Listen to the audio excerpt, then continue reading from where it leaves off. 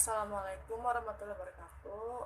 I'm Devisa Balin from R7H class with NPM 2018 125 00818.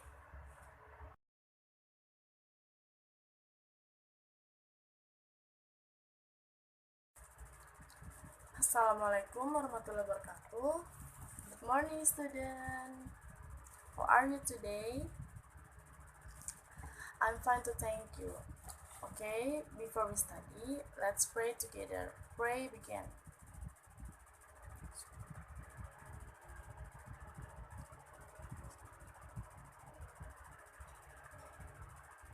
Finish. Okay, I'll do attendance list for today. Anissa Putri, okay. Bunga Narnia, Eremia Swijaya, Gemilang Muhammad, Narafit Vihokratana. Okay, there is no absence today.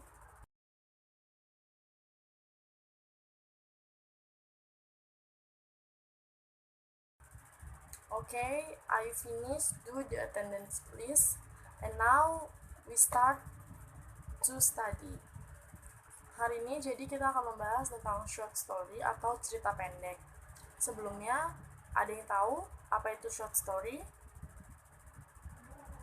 Iya, Narafit silakan. Oke, nice answer. Yang lain ada lagi? Iya, Nisa. Oh, okay, great. Jadi, short story atau cerita pendek adalah cerita yang dikembangkan secara penuh, namun lebih singkat dari novel. Kalau novel itu kan biasanya beratus-ratus lembar gitu, panjang, butuh waktu beberapa jam untuk membacanya. Tapi kalau short story ini mungkin cuma 30 menit paling lama untuk menghabiskan satu ceritanya. Jadi memang dia itu cerita singkat yang dibuat biasanya sama anak-anak juga sih. Nah, di dalam short story ini dia juga punya elemen-elemen atau unsur-unsur seperti novel. Ada tema, karakter atau tokoh, latar atau setting, plot atau alur, dan yang terakhir ada sudut pandang. Sekarang coba kalian buka modul kalian bab 5 halaman 37 ya. Di sana ada penjelasan tentang materi kita hari ini. Pertama coba siapa ya? Eremias, coba apa yang dimaksud dengan tema? Iya, betul sekali. Tema adalah ide utama dari sebuah cerita atau gagasan pokoknya. Biasanya tema dari short story ini bisa berupa persahabatan, pendidikan, cinta, dan lain sebagainya. Sekarang kita lanjut membahas elemen selanjutnya dari short story, yaitu karakter atau tokoh, salah satu unsur yang paling penting dalam short story ini ya. Jadi karakter itu adalah pelaku dalam cerita. Pelaku ini dalam short story ada yang memiliki sifat baik dan ada yang memiliki sifat jahat. Nah, pelaku yang memiliki sifat jahat ini kita sebut apa? Ya, betul, antagonis. Kalau yang baik, protagonis. Nah, paham ya tentang karakter ini? Selanjutnya kita bahas tentang alur. Coba, Gemilang, alur itu apa ya? Ya, alur itu adalah rangkaian dari jalannya sebuah cerita. Kalau dalam bahasa Inggris alur ini itu plot namanya. Alur dalam cerita ini ada yang maju, mundur, dan campuran. Dalam alur campuran ini maksudnya terdapat alur maju dan juga alur mundur. Kalau yang alurnya mundur itu biasanya dia terdapat ceritanya tuh mundur ke belakang, yaitu dengan adegan flashback seperti itu. Selanjutnya ada juga yang namanya latar atau setting. Latar atau setting ini bisa tempat kejadian ataupun waktu kejadian dari sebuah cerita. Tempat kejadian ini misalnya di sekolah, di rumah, di gunung, di sawah. Kalau waktu kejadian ini bisa di pagi hari, di siang yang panas, di sore ataupun malam yang gelap. Nah, terakhir nih, sudut pandang atau point of view. Di dalam novel ataupun short story sendiri ada dua sudut pandang, yaitu sudut pandang dari orang pertama dan sudut pandang orang ketiga. Perbedaannya adalah sudut pandang orang pertama ini biasanya menceritakan diri sendiri, sehingga terdapat banyak kata aku, saya. Sedangkan kalau di sudut pandang orang ketiga ini, biasanya dia menceritakan orang lain. Jadi banyak kata-kata dia, iya, dan kata ganti lainnya. Sampai sini ada yang masih bingung? Atau ada yang ingin bertanya? Tidak ada? Sudah paham semua? Baik. Sekarang kita mulai ke contoh dari short story itu sendiri.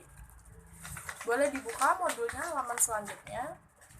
Di situ ada contoh dari short story. Miss akan bacakan dan kalian juga boleh baca di dalam hati sambil disimak apa yang Miss ceritakan ya. One hot day, an ant was searching for some water. After walking around for some time, she came to a spring. To reach the spring, she had to climb up the blade of grass. While making her way up, she slipped and fell into the water. She could have drowned if a dove up a nearby tree had not seen her. Seeing that an ant was in trouble, the dove quickly plucked off a leaf and dropped it into the water near the struggling ant. The ant moved toward the leaf and climbed up there. Soon it carried her safely to dry ground. Just at the time, a hunter nearby was throwing out his net to the dove, hoping to trap it. Guessing what he was about to do, the ant quickly bit him on his foot, and the hunter was shocked and feeling the pain. The hunter dropped his net, and the dove was quick to fly away to safety. Terjemahkan ya. Jadi, di suatu hari yang panas, seekor semut sedang mencari air. Setelah berjalan cukup lama, akhirnya ia pun menemukan sebuah mata air. Untuk mencapai ke mata air tersebut, dia harus memanjat sebuah rumput. Namun ketika ia sedang memanjat rumput, semut terpleset dan terjatuh ke dalam air. Dia harusnya tenggelam jika saja seorang burung merpati di atas pohon di dekat mata air tidak melihat semut.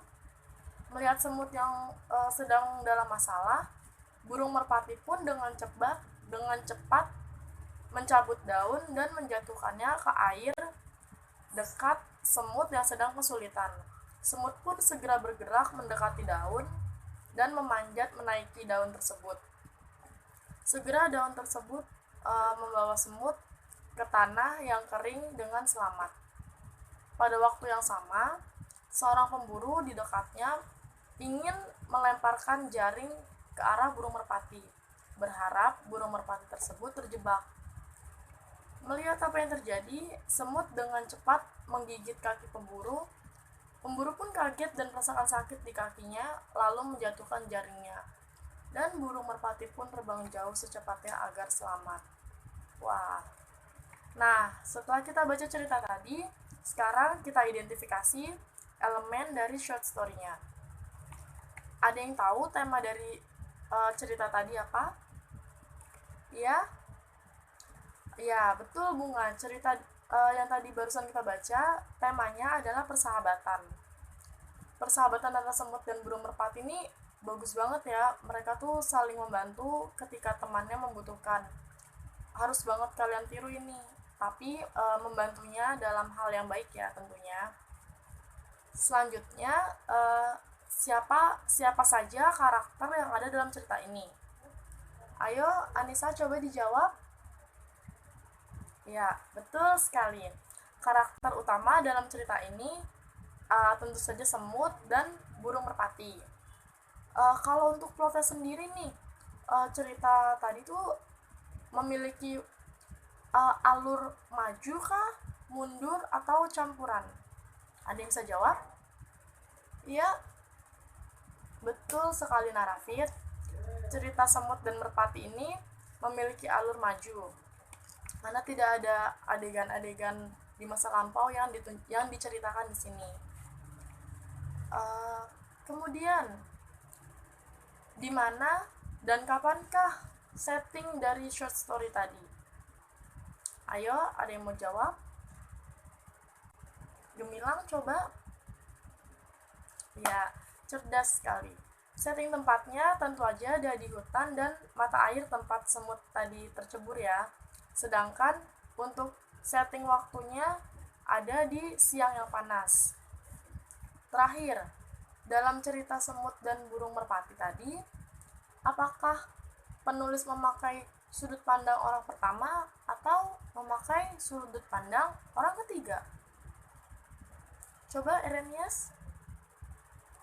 Ya, betul sekali. Jadi cerita yang tadi kita baca menggunakan sudut pandang orang ketiga karena bukan menceritakan diri penulis sendiri dan banyak memakai kata ganti iya ataupun dia.